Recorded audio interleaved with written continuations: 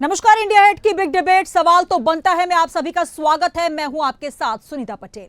चंद्रबाबू को सुप्रीम फटकार। जी हां, करोड़ों हिंदुओं की आस्था से जुड़े तिरुपति बालाजी मंदिर में लड्डू प्रसादम में एनिमल फैट को लेकर उठा विवाद थमने का नाम नहीं ले रहा और अब इसमें सुप्रीम कोर्ट की भी एंट्री हो गई है। सोमवार को जस्टिस BR गवई और जस्टिस KV विश्वनाथन की बेंच ने इस मामले पर सुनवाई की। सुप्रीम कोर्ट ने आंध्र प्रदेश के CM नायडू को फटकार लगाते हुए कई सवाल खड़े किए। सुप्रीम कोर्ट ने सुनवाई के दौरान आंध्र प्रदेश के CM चंद्रबाबू नायडू की उस टिप्पणी पर नाराजगी जाहिर की जिसके बाद से लड्डू विवाद हुआ। तिरुपति मंदिर की ओर से वरिष्ठ अधिवक्ता सिद्धार्थ लूथरा और आंध्र प्रदेश राज्य के वरिष्ठ अधिवक्ता मुकुल भी उपस्थित। न्यायमूर्ति BR गवई ने कहा, जब आप वैधानिक पद पर होते हैं तो आप सिद्ध की जाती है कि आप भगवान नीति से दूर रखेंगे। कोर्ट ने रोहतगी से यह भी पूछा कि जुलाई में आई रिपोर्ट पर 2 महीने बाद बयान क्यों दिया। आपने 26 सितंबर को SIT बनाई तो बयान पहले ही क्यों दे दिया।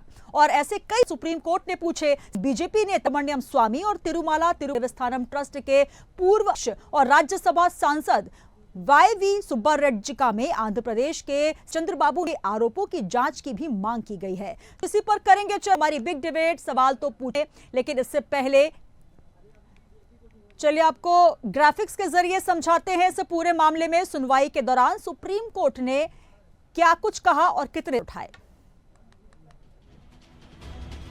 लड्डू मामले में CM नायडू को SC की फटकार। तिरुपति लड्डू मामले में CM नायडू की SC को फटकार। भगवान को राजनीति से रखें दूर, कहा सुप्रीम कोर्ट ने। उच्च संवैधानिक पदाधिकारियों का जानकारी सार्वजनिक करना उचित नहीं। क्या ऐसा बयान दिया जाना चाहिए जिससे भक्तों की भावनाएं आहत हो? जब आपने खुद जांच के आदेश दिए तो प्रेस में जाने की जरूरत क्या थी? अगर आप पूरी तरह से पुख्ता नहीं थे तो जनता के बीच क्यों गए? आपकी जांच का मकसद क्या है, कहा सुप्रीम कोर्ट ने।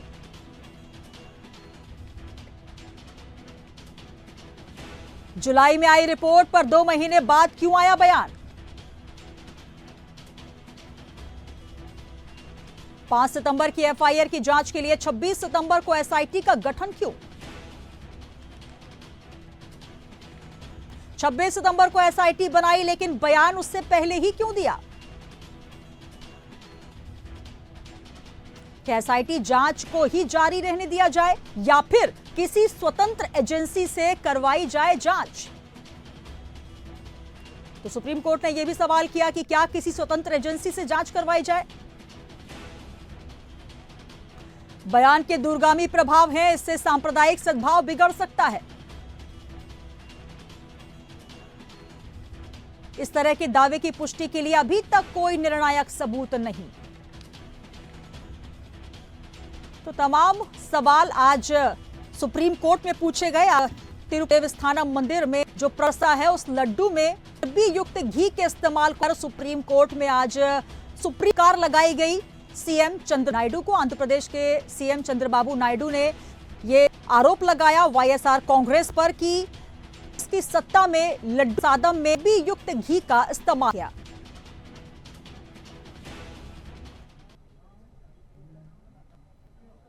तो अपने सुप्रीम कोर्ट ने आज कहा, जैसे पूरी सुनवाई के दौरान CM चंद्रबाबू नायडू से तमाम सवाल भी पूछे कि आखिर ऐसा उन्होंने संवैधानिक पद पर रहते हुए क्यों किया। तो चलिए आपको सुनवाते हैं CM चंद्रबाबू नायडू के 19 सितंबर को दिए बयान जिसके बाद उपजा ये विवाद।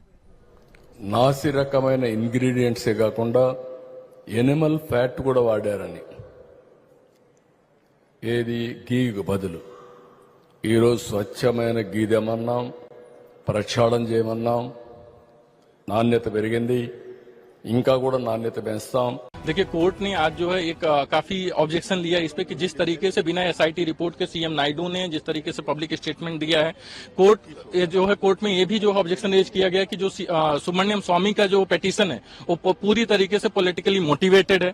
दो I have nothing to do with that. मेरे पिटीशन का, मेरा अपना पिटीशनर की तरफ से प्रेयर ये है कि एक इंडिपेंडेंट बॉडी हो, जुडिशियल बॉडी हो, जो है सुप्रीम कोर्ट और हाई कोर्ट रिटायर्ड जजेस द्वारा सीबीआई इन्वेस्टिगेशन हो और उनके खिलाफ एफआईआर की जाए, जिसपे सुप्रीम कोर्ट ने नोटिस इशू किया और अगली सुनवाई 3 अक्टूबर को 3:30 PM पे रखा है।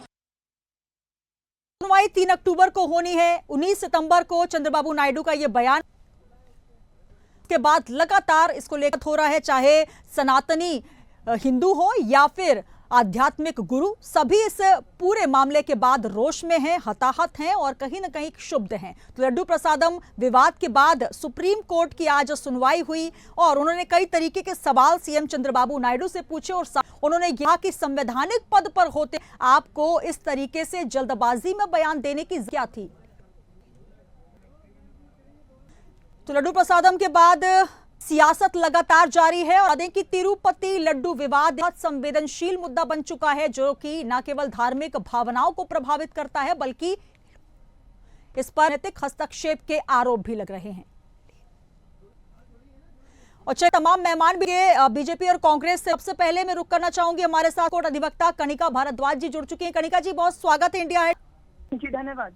कनिका जी, जैसे आज सुप्रीम कोर्ट में सुनवाई हुई और आंध्र प्रदेश के सीएम बाबू नायडू के से वाईएसआर कांग्रेस पर उन्होंने आरोप लगाए और काल में देवस्थानम में जो लड्डू प्रसादम मिलता है उसमें चर्बी युक्त घी के इस्तेमाल को लेकर साफ तौर पर कड़ी फटकार सुप्रीम कोर्ट ने लगाई है, क्योंकि लगातार हिंदुओं की भावनाएं हैं। हम लगातार देखा से लेकर पाकिस्तान में अलग अलग प्रतिक्रियाएं भावनात्मक तौर जुड़े ही हैं, लेकिन कहीं ना कहीं धार्मिक सौहार्द से जुड़ा हुआ मामला है, क्योंकि सुप्रीम फटकार के बाद सुप्रीम कोर्ट ने साफ साफ ये चीज पॉइंट आउट जी कि इस केस एफआईआर रजिस्टर हुई है तो ये 25 सितंबर को जी 6 सितंबर को आंध्र प्रदेश गवर्नमेंट एसआईटी बना दी, स्पेशल इन्वेस्टिंग जो है जो इस मामले की इन्वेस्टिगेशन अभी कर रही है। तो एक दिन के अंदर आंध्र प्रदेश गवर्नमेंट ने एसआईटी की बना दी जी। तो अब रिसेंट जब इन्वेस्टिगेशन अंडर प्रोसेस है तो रिसेंटली मिस्टर नायडू को सोशल मीडिया पे या पब्लिक कमेंट पे आके ये नहीं बोलना चाहिए था।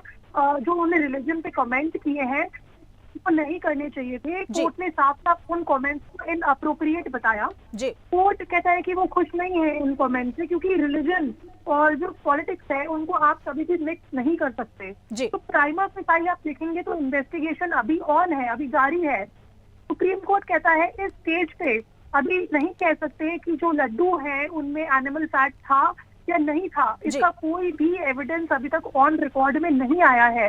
तो जब सिचुएशन ऐसी होती है तो जो हाई फंक्शनरीज हैं, जो वीआईपीज हैं, जो पॉलिटिकल लीडर्स हैं, उन लोगों को पब्लिक में आके इस तरह का कमेंट नहीं देना चाहिए जिससे किसी की रिलीजियस सेंटिमेंट हर्ट हो जाए। तो फिलहाल जो सुप्रीम कोर्ट है उन्होंने होल्ड पे रखा है और अभी नेक्स्ट डेट में हमें पता चलेगा कि आगे की क्या प्रोसीडिंग्स होंगी। जी बिल्कुल कनिका जी, इस पूरे मामले में लगातार, क्योंकि अगर कोई पार्टी का प्रवक्ता या नेता इस तरीके से बयान देते हैं तो कहीं ना कहीं पार्टी अपने आप को इससे अलग कर लेती है अगर कोई विवाद इस तरीके का होता है। लेकिन सीधे तौर पर सबसे बड़े जो विधायक दल के नेता होते हैं, सीएम चंद्रबाबू नायडू ने यह बयान दिया है और कहीं ना कहीं सबसे पहले सबसे बड़ा सवाल, क्योंकि सुप्रीम कोर्ट के अधिवक्ता हैं आप और साक्ष्य जब तक ना जुड़ जाएं, जब तक ये पुख्ता सबूत ना हो जाए तब तक आप संवैधानिक पद पर रहकर कोई आरोप नहीं लगा सकते, कोई आलोचना नहीं कर सकते, वो भी उस स्थान के लिए, उस जगह के लिए जो कि हिंदुओं की आस्था बल्कि एक धार्मिक आस्था का केंद्र है। तो कुल मिलाकर ये कहा जा सकता है कि अब इस मामले में सुप्रीम कोर्ट और कड़ा और बड़ा रुख ले सकता है, या फिर इस मामले में अभी किस तरीके से संज्ञान लिया जा सकता है?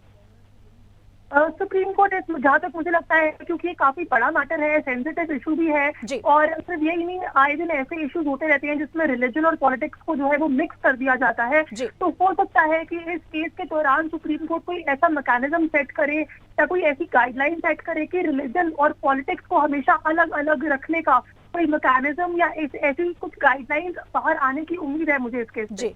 जी बिल्कुल, तो कहीं ना कहीं एक बड़ा यहाँ पर नज़ीर पेश होती नजर आएगी, क्योंकि अगर आप किसी भी राजनीतिक हस्तक्षेप के माध्यम से या फिर राजनीतिक महत्वाकांक्षा के जरिए किसी पर निशाना साध रहे हैं और वो भावनात्मक तौर पर या किसी रिलीजन से जुड़ा हुआ है, तो इस तरीके के बयान देना कहीं ना कहीं ऐसा नहीं होना चाहिए।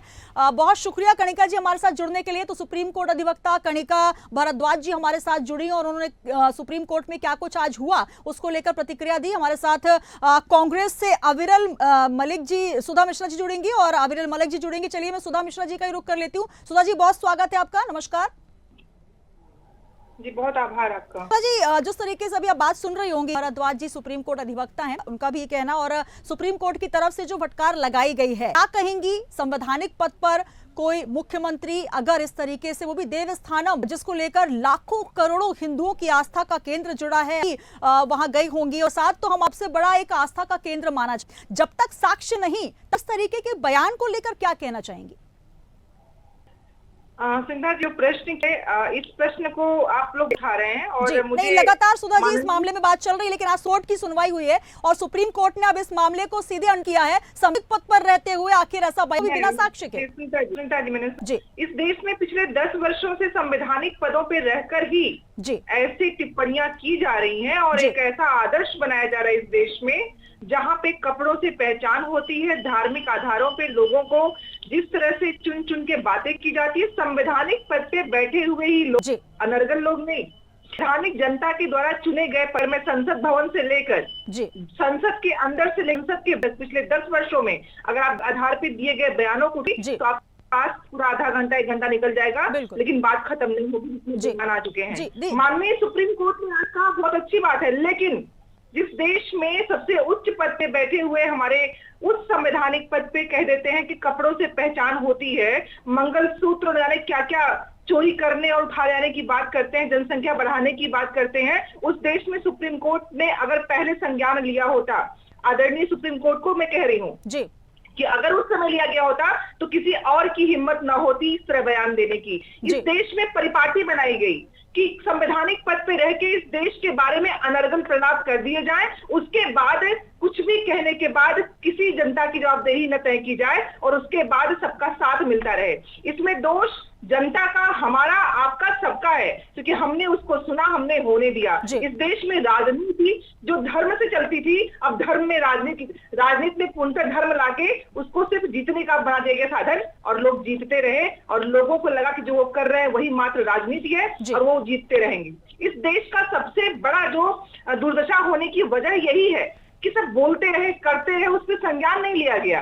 आज माननीय सुप्रीम कोर्ट ने जो कहा वो अगर 10, 8, 7 साल पहले कह दिया गया होता तो शायद आज जो नायडू जी ने कहा है उस पर इतनी कठोर टिप्पणी सुप्रीम कोर्ट को न करनी पड़ती। लेकिन सुधा जी आपने जो तमाम बात की, सुधा जी, देश में विद्वेष फैलाने का काम इनके द्वारा किया जा रहा है लगातार, तो इनके साथ खड़े लोग भी वही करेंगे, क्योंकि दिखाया जा रहा है, रास्ता दिखाया जा रहा है, लाइटिंग की जा रही है कि देखिए बस यही होना है और वही हो रहा है। इस देश में हमारी आस्था के साथ लगातार खिलवाड़ किया जा रहा है और ये लोग कर रहे हैं। जी, चलिए मैं जवाब ले लेती हूँ। अविरल मलिक जी भाजपा से हमारे साथ जुड़ गए। अविरल जी, बहुत स्वागत है इंडिया एड में आपका। नमस्कार सर।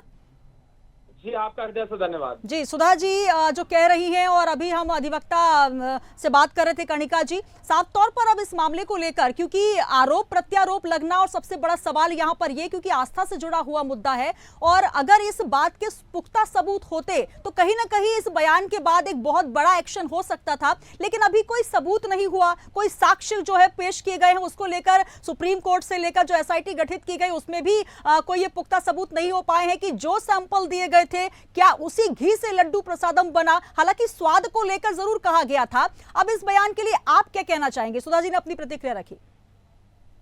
जी नहीं, देखिए, जिस प्रकार से सुधा जी का विषय है, मैं सुधा जी को पूर्ण रूप से सुन रहा था, तो सुधा जी केवल और केवल यदि कुछ कर रही थी तो वो इस विषय पे राजनीति करने का केवल और केवल प्रयास कर रही थी। अगर ये राजनीति इस विषय पर करना चाहते हैं या राजनीति ये लोग करते हैं तो ये राजनीति करते रहे, अपनी राजनीति मुबारक है। लेकिन भारतीय जनता पार्टी को जिस प्रकार से जन समर्थन मिल रहा है, जनता ने हमें वोट दी है, तीसरी बार माननीय प्रधानमंत्री मोदी। सुधा जी सुन लीजिए, सुधा जी सुन लीजिए, आपको मैं आपके मुद्दे पे आ रहा हूँ। सुधा जी इतनी चिंतित मत होइए, मैं आपके मध्य में आपके बिल्कुल नहीं बोल रहा था। अविरल जी कहिए। देखिए, जहाँ तक बात है भारतीय जनता पार्टी की, जहां तक चर्चा की जाए तो 3 बार यदि किसी को चुनने का काम किया देश की जनता ने, माननीय प्रधानमंत्री मोदी जी को चुनने का काम किया। इस विषय को भी आपको बताना चाहिए। अगर आप भारतीय जनता पार्टी को ब्लेम करती हैं तो ये भी देखा जाना चाहिए कि भारत की जनता किस प्रकार से माननीय मोदी जी को पसंद करती है, भारतीय जनता पार्टी को। चलिए अविरल जी मुद्दे पर आते हैं। काम किया जी, सुप्रीम कोर्ट की बात कर रहे हैं। सुप्रीम कोर्ट की सुनवाई जो हुई है, फटकार लगाई है सीधे सीधे सीएम को कि संवैधानिक पद पर बैठकर बिना साक्ष्य के अगर आप धार्मिक भावनाओं से जुड़ा कोई बयान देते हैं तो उससे पहले सोचना चाहिए। जी नहीं, देखिए, निश्चित रूप से सुप्रीम कोर्ट का हम सम्मान करते हैं, हम न्यायालय का सम्मान करने वाले लोग हैं, हम जुडिशियरी में विश्वास रखने वाले लोग हैं। अगर जुडिशियरी में विश्वास कोई नहीं रखता है तो ये विपक्ष के लोग नहीं रखते हैं। जो राम मंदिर पर फैसला आया था और उससे पहले भी और उसके बाद भी जिस प्रकार के बयान विपक्ष के द्वारा अनर्गल बयान दिए गए वो सबको मालूम है। इसके बावजूद यदि भारतीय जनता पार्टी के ऊपर आरोप लगाए तो एक कतई हास्यास्पद है, एक प्रकार से मजाकिया है। कम से कम अविरल जी समर्थन करते हैं आप, अविरल जी समर्थन करते हैं आप कि बिना सोचे समझे, बिना साक्ष्य के किसी जो हिंदू आस्था से जुड़ा या किसी धर्म विशेष की आस्था से जुड़ा जिसमें धार्मिक सौहार्द बिगड़ सकता है। और लगातार आप देख ही रहे हैं अयोध्या में आपने देखा कि तमाम जो आध्यात्मिक गुरु हैं वो हताहत हैं, आहत हैं, वो कहीं ना कहीं क्रुद्ध भी हैं कि आखिर ऐसा क्यों हो रहा है। अभी कोई साक्ष्य नहीं मिले और सुप्रीम कोर्ट भी यही कह रहा है। आज पूरी सुनवाई में कई सवाल उन्होंने उठाए। अगर आपने सुप्रीम कोर्ट की पूरी सुनवाई सुनी हो, उससे पहले हमने पूरा GFX के माध्यम से दिखाया, वो तमाम सवाल कई बड़े सवाल थे और बड़ी कड़ी प्रतिक्रिया थी इसमें। उसके लिए क्या कहेंगे? अभी भी समर्थन कर रहे हैं आप? जी गठबंधन है लेकिन मामले की संवेदनशीलता को समझिए। जी देखिए, जहां तक न्यायालय का विषय है, हम न्यायालय में विश्वास रखने वाले लोग हैं क्योंकि हम भारतीय जनता पार्टी के लोग हैं, हम कांग्रेस पार्टी के लोग नहीं हैं जो न्यायालय को, जुडिशियरी को मुट्ठी में लेने का काम करते हैं। सुधा जी हंसिए मत, 1975 को याद करिए, इंदिरा गांधी जी के शासनकाल को याद करिए। 1975 से 1977 के मध्य में आपातकाल लागू करके लोगों पे सवाल खड़ा किया है सुप्रीम कोर्ट में, उस पे जवाब दीजिए। अरे सुधा जी सुनिए ना, नहीं सुन लीजिए ना, चिंता नहीं चिंता क्यों कर रही हैं आप? इतनी चिंता मत करिए। अविरल जी इमरजेंसी में कहाँ पहुंच गए आप? कांग्रेस पे नहीं, अविरल जी इमरजेंसी तक कहाँ पहुंच गए? आएगी मैं कतई नहीं बोलूंगा। जब आपकी बारी आएगी आपको मैं निश्चित रूप से सुनने का काम करूंगा। उत्तर मैं दे लूंगी। आप भाजपा के प्रश्न का उत्तर दीजिए जिसके सामने खड़े हैं। इस देश तो इस बात को आप समझ लीजिए, मैं आपके मध्य में भी बोलूंगा, फिर मुझे कोई बोलने से नहीं रोक सकता। इस बात को याद रखना आपको। इस तरह से भाषणबाजी से काम नहीं चलता है। आप डिबेट कर रहे हैं, भाषण नहीं दे रहे, रैली में नहीं है। देखिए अब देखिए कौन बोल रहा है? आपातकाल लगाने वाले लोग बोल रहे हैं। जिन्होंने 1975 में आपातकाल लगाया वो लोग बोल रहे हैं। जिन्होंने 1975 में आपातकाल लगाकर जुडिशियरी को मुट्ठी में करने का कार्य किया, संविधान का उल्लंघन किया, ह्यूमन राइट्स का वायलेशन किया। अविरल जी आप मुद्दे से भटक रहे हैं सर। अविरल जी मुद्दे से भटक रहे हैं। हमें पढ़ाने का काम कर रहे हैं, हमें टीच करने का काम कर रहे हैं। ये लोग हिटलर शाही चलाने वाले लोग हैं। 1975 में इन्होंने आपातकाल लगाया, इन्होंने विपक्षी नेताओं को जेल में ठूसने का काम किया, इन्होंने जो आरोप लगा रहे हैं, जो आप आरोप लगा रहे हैं इमरजेंसी वाले, आप पर भी बहुत सारे आरोप लग रहे हैं। और मैं बात कर रही हूँ गठबंधन अगर TDP से है तो क्या धार्मिक भावनाओं पर अगर आहत करने वाला बयान आएगा तो उसका भी समर्थन करेंगे सर? PM नरेंद्र मोदी को जगन मोहन रेड्डी जी ने 22 तारीख को चिट्ठी लिखी और ये पूछा और तमाम आरोप भी लगाए CM नायडू पर। हालांकि आरोप पर मैं चर्चा नहीं करूंगी, लेकिन उसके बाद भी कोई प्रतिक्रिया नहीं आई है PM नरेंद्र मोदी की तरफ से, कोई प्रतिक्रिया नहीं आई क्योंकि करोड़ों हिंदुओं की आस्था से जुड़ा हुआ मुद्दा। इसके बाद अगर CM चंद्रबाबू नायडू एक बयान देते हैं और उसके बाद PM से भी सवाल पूछा गया, हालांकि आधिकारिक तौर पर यह बयान आना चाहिए था। बयान के विषय में आप क्या कहना चाहेंगे? और दूसरी बात ये, साफ तौर पर यह आरोप लगाए जा रहे हैं कि जब 50 साल पहले वाली कंपनी में, सुधा जी आपकी तरफ भी आऊंगी, आप अभी आप पर सवाल नहीं आए हैं, लेकिन सबसे बड़ा सवाल इमरजेंसी पर मत पहुंचिए, इस बात पर सीधे सीधे जवाब दीजिए, क्या ऐसा होना चाहिए था? बिना साक्ष्य के बयान दे दीजिए। वो भी आप SIT गठित कर रहे हैं, आप FIR दर्ज करा रहे हैं, लेकिन आप इंतजार नहीं कर रहे हैं कि रिपोर्ट आ जाए, पुख्ता रिपोर्ट आए, उसके बाद हम बयान दें। जी देखिए, आपने बात की चिट्ठी लिखने की, चिट्ठियों की आपने बात की। अगर बात है चिट्ठी की तो मैंने भी बहुत सी चिट्ठियां लिखी थी श्रीमती सोनिया गांधी जी को, राहुल गांधी जी को, साथ ही साथ तमाम विपक्षी नेताओं को, अरविंद केजरीवाल को, ममता बनर्जी को। ममता बनर्जी राज्य की मुख्यमंत्री हैं, स्वास्थ्य मंत्री हैं, गृह मंत्री हैं, वहां से कोई जवाब नहीं आया। कोलकाता वाले विषय पर कोई जवाब नहीं आया, संदेश खाली वाले विषय पर कोई उत्तर नहीं आया। उसके बाद ये भारतीय जनता पार्टी को ब्लेम करते हैं। ये संदेश खाली पर नहीं बोलेंगे, ये पालघर पर नहीं बोलेंगे जहां संतों की निर्मम हत्याएं हुई, संतों की निर्मम हत्याएं होती रही पालघर के अंदर। और कांग्रेस पार्टी के अविरल जी मुद्दा लड्डू प्रसादम का है और आप मुद्दे को भी लड्डू की तरह गोल गोल घुमा रहे हैं। आप संवेदनशीलता नहीं समझ रहे, इसकी गंभीरता नहीं समझ रहे हैं। अभी भी जो हजारों लाखों हिंदू है वो इंतजार कर रहे हैं कि जो हम प्रसादम लेकर आए थे, या अभी भी हम वेंकटेश स्वामी के मंदिर में जब पहुंचते हैं, हमारे हाथों में लड्डू प्रसाद जब आता है तो क्या उसमें वास्तविक जो घी मिला है वो शुद्ध है या फिर चर्बी युक्त घी है? उस पर आप बात ही नहीं कर रहे हैं सर। जी नहीं, देखिए जिस प्रकार से धार्मिक विषय है, अब जी। धार्मिक विषय में राजनीति कौन कर रहा है? हम तो कर नहीं रहे। भारतीय जनता पार्टी तो धर्म के आधार पर राजनीति नहीं कर रही है। धर्म की राजनीति कौन कर रहा है? फिर कौन कर रहा है धर्म की राजनीति? जी। नहीं है, नहीं, बताइए। ये कांग्रेस वाले कर रहे हैं, कांग्रेस वाले कर रहे हैं। तो बताइए। नहीं, आप लोग कर जी, रहे हैं, चलिए, आपकी चलिए, पार्टी अविरल जी, कर रही है। अविरल जी। भाई चलिए अविरल जी, जवाब नहीं दे पा रहे। सुधा जी चलिए मैं आपकी तरफ आती हूँ, आपसे सवाल ले लेती हूँ। जब 50 साल तक जिस घी कंपनी को टेंडर दिया गया था, उसके बाद ये सवाल उठा कि लड्डू प्रसादम के जो टेस्ट है उसमें बदलाव हुआ है, गुणवत्ता की बात हो रही थी। यहाँ पर गुणवत्ता के बाद जब पहले भी जो मंदिर कमेटी के जो पुजारी हैं भूतपूर्व, उन्होंने ये आरोप लगाया, आरोप नहीं, उन्होंने एक चेतना दी थी, कहीं ना कहीं आगाह किया था कि कहीं ना कहीं कुछ गड़बड़ी है। तो आखिर क्यों नहीं जगन मोहन रेड्डी सरकार ने इस मामले को अगर गंभीरता से ले लिया होता, संज्ञान ले लिया होता, तो आज इतने सारे हिंदुओं की आस्था के साथ खिलवाड़ नहीं होता, ना ऐसी बयानबाजी होती। पहले ये तथ्य स्पष्ट हो जाता कि घी ठीक है या नहीं, घी को बदला जाना चाहिए, नहीं कि सस्ता घी लेने के चक्कर में आप सारे हिंदुओं की आस्था के साथ खिलवाड़ करेंगे। चर्बी युक्त घी आ जाएगा, वसा युक्त घी आ जाएगा। क्या शुद्धता का कोई पैमाना नहीं है?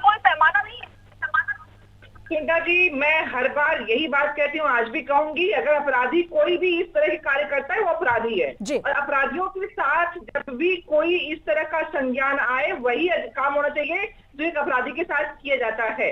और यहाँ पे प्रश्न ये है कि जब 2 महीने पहले चीजें गई, रिपोर्ट भी आ गई, उसके बाद 2 महीने तक की चुप्पी, फिर ये बयान, फिर सुप्रीम कोर्ट की इस तरह लताड़। आप भी समझ रही होंगी कि राजनीति कर कौन रहा है। हमारे प्रवक्ता भाई बैठे हुए हैं, लेकिन उनको पिछला सब कुछ दिख रहा है, सब कुछ पिछला दिख रहा है, लेकिन वर्तमान में क्या करना चाहिए उन अपराधियों के साथ, इसका जवाब इनके पास नहीं है। आप जानती हैं, हमारे उत्तर प्रदेश के माननीय मुख्यमंत्री योगी जी ने 1 लाख यहाँ भी आया था प्रसाद, और अपने हाथों से बांटा था उन्होंने।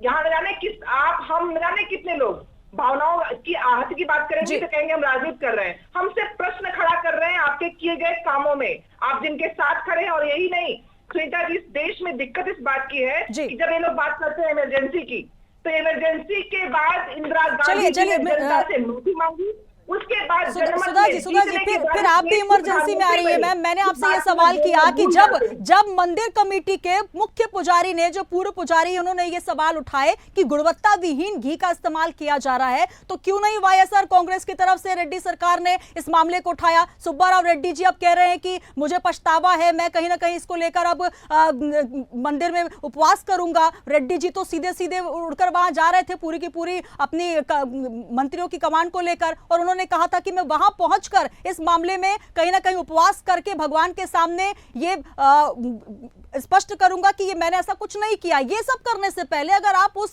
मामले को पहले से गंभीरता से ले लेते तो कहीं ना कहीं ये आरोप प्रत्यारोप की राजनीति शुरू नहीं होती। सबसे बड़ा सवाल, चाहे बीजेपी हो, कांग्रेस हो, टीडीपी हो या कोई भी पार्टी हो, धार्मिक भावनाओं के साथ साथ राजनीति क्यों?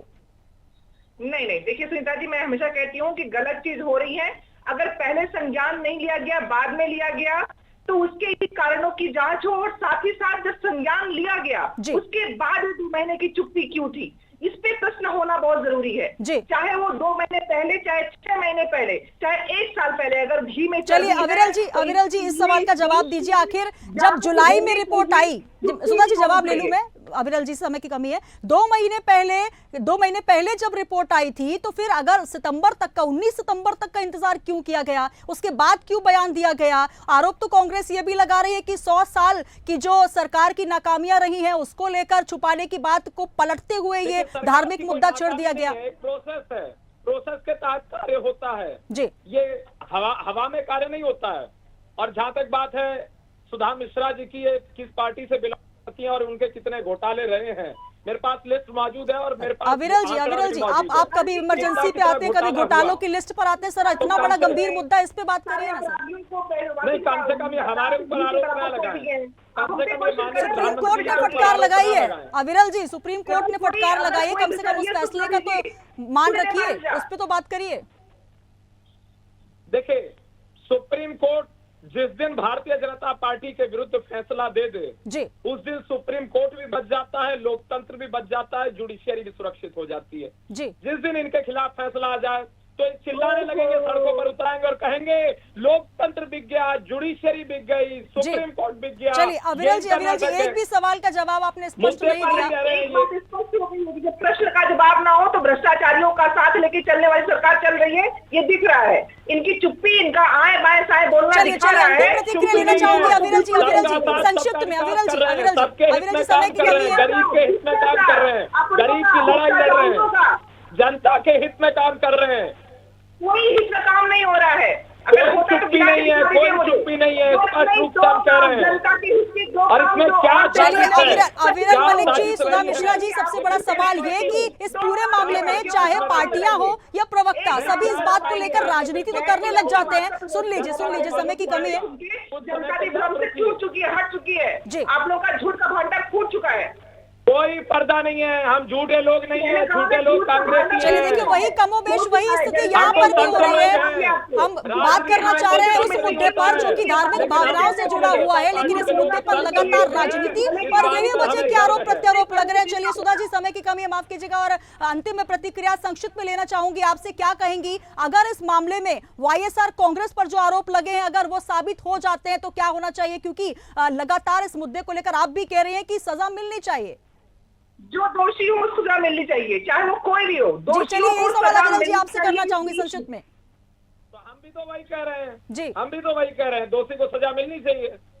जी चलिए दोषी को सजा मिलनी चाहिए, लेकिन कहीं ना कहीं राजनीति नहीं होना चाहिए। और ये बहुत अच्छी बात है कि अंत में ही सही आप दोनों ने इस बात को माना कि सजा मिलनी चाहिए लेकिन राजनीति नहीं होनी चाहिए। और यहाँ सीधे तौर पर स्पष्ट तौर पर राजनीति नजर आ रही है, चाहे वाईएसआर कांग्रेस की तरफ से हो या टीडीपी की तरफ से। इस मुद्दे को लेकर जो टाइमिंग सेट हुई है। चलिए बहुत शुक्रिया सुधा जी हमारे साथ जुड़ने के लिए, और अविरल जी आपका भी बहुत बहुत धन्यवाद। सबसे बड़ा सवाल कि आंध्र प्रदेश सरकार की ओर से जब मुकुल रोहतगी सुप्रीम कोर्ट में पेश हुए, उनसे जब सवाल पूछा गया तो इस पूरे मामले में रिपोर्ट जो पेश की गई, सुप्रीम कोर्ट उस मामले में फटकार लगाता नजर आया। साफ तौर पर कहा कि तिरुपति प्रसादम जो है था का केंद्र और इसमें राजनीति नहीं होनी चाहिए। इस पूरे मसले में क्या कुछ निकल कर आता है, क्योंकि अब सुप्रीम कोर्ट की जो आज सुनवाई हुई है उसके बाद 3 अक्टूबर का वो दिन है जब हमें इंतजार करना होगा। क्या वाकई सबसे बड़े विश्व प्रसिद्ध मंदिर जिसमें लाखों करोड़ों हिंदुओं की आस्था का केंद्र है, क्या उस चर्बी युक्त लड्डू का हमने सेवन किया? क्या वाकई आध्यात्म के साथ, धर्म के साथ खिलवाड़ हुआ है?